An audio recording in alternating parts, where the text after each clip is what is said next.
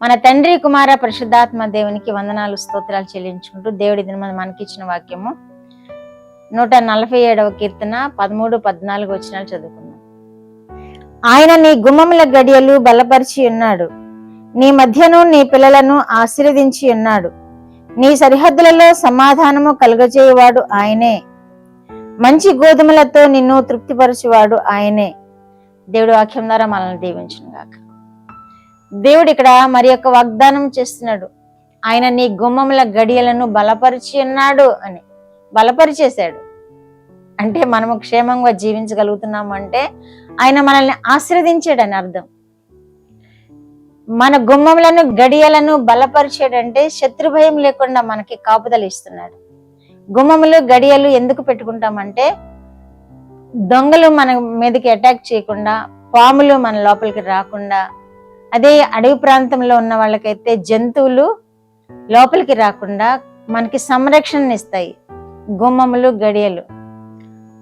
అవే దేవుడు బలపరిచి ఉన్నాను అంటే ఆ శత్రు భయం ఏమీ లేకుండా చేశాడనమాట. మనకి ఆ దొంగల బారిన పడకుండా చేశాడు, పాముల బారిన పడకుండా చేశాడు, జంతువుల బారిన పడకుండా చేశాడు.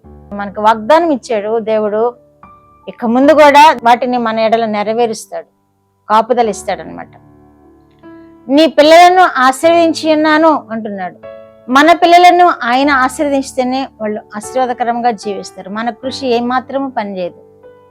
మనము పిల్లలు పెద్ద పెద్ద చదువులు చదవాలి, పెద్ద పెద్ద ఉద్యోగాల్లో స్థిరపడాలి, ఎంతో సమాజంలో పేరు తెచ్చుకోవాలి అని మనం ఎంతో ప్రయత్నం చేస్తుంటాం. కానీ ఈ ప్రయత్నాలు ఏమీ నెరవేరవు. ఎప్పుడంటే దేవుని కృప మనతో ఉంటేనే కానీ నెరవేరుతాయి.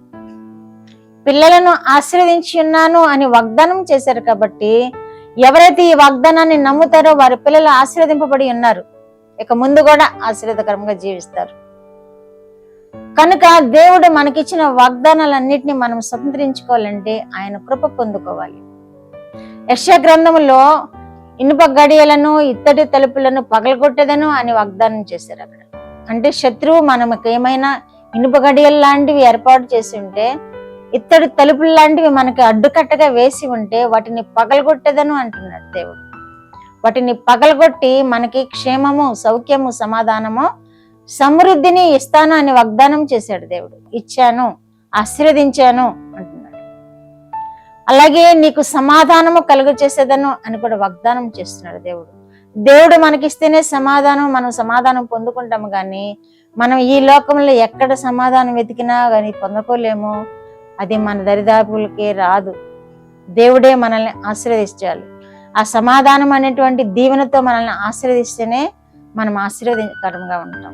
128వ కీర్తనలో నీ భోజనపు బల్ల చుట్టూ నీ పిల్లలు ఒలీవ మొక్కవలే ఉందురు అని వాగ్దానం చేసిన దేవుడు ఆ విధముగా పిల్లలను ఆశీర్వదించాను అంటున్నాడు.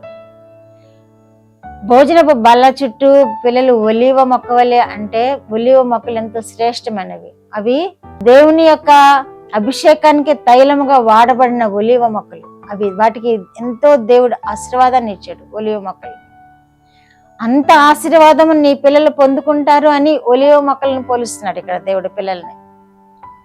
కనుక మనము దేవుని యందు భయభక్తులు కలిగి జీవించి దేవుని వాగ్దానాలను చదువుకుంటూ వాటిని స్వతంత్రించుకోవడానికి ప్రార్థన చేస్తూ ఉండినప్పుడు దేవుడిచ్చే వాగ్దానాలన్నిటిని మన ఎడల నెరవేరుస్తాడు. వాటిని మనం స్వతంత్రించుకోగలుగుతాము. మన సరిహద్దులలో సమాధానం ఉంచుతానని వాగ్దానం చేస్తున్నాడు. మంచి గోధుమలతో నిన్ను తృప్తిపరిచేదను అని వాగ్దానం చేస్తున్నాడు. మంచి ఆహార పానీయాలు తీసుకోవడం అనేది అది ఎంతో ధన్యత, శ్రేష్టమైనది. దేవుడు మనకు అనుగ్రహిస్తేనే అది పొందుకోగలము. ప్రార్థన. మా దేవా, మా ప్రియ పరలోక ప్రభువా, మీ పరిశుద్ధ పాదములకు వందనాలు. ఇచ్చిన వాక్యం కొరకు వందనాలు ప్రభువా. వినిచిన బిడ్డలందరూ ప్రభువా ఈ వాగ్దానాలను స్వతంత్రించుకునే విధముగా మీ పాద సన్నిధిలో గడుపుతూ మీ వాక్యములను ధ్యానం చేస్తూ ఈ వాగ్దానాల చేత ఆశీర్వదింపబడే బిడ్డలుగా చేయండి ప్రభువా. బిడ్డలను మీరు వర్ధిల్ల చేయండి ప్రభువా. బిడ్డలను మా ప్రభువా మీరు ఆశీర్వదించి ఉన్నాను అని వాగ్దానం చేసిన దేవా, చూస్తున్న బిడ్డలందరినీ వారి బిడ్డలను మా ప్రభువా మీరు ఆశీర్వదించి ఇక ముందు కూడా ఆశీర్వాదకరమైన స్థితిలో వారిని ఉంచి మహిమ పొందమని యేసుక్రీస్తు వారి పేరిట ఈ మనవులు మీ పాదముల మీద వేడుకుంటున్నాను పరమ తండ్రి. ఆమేన్.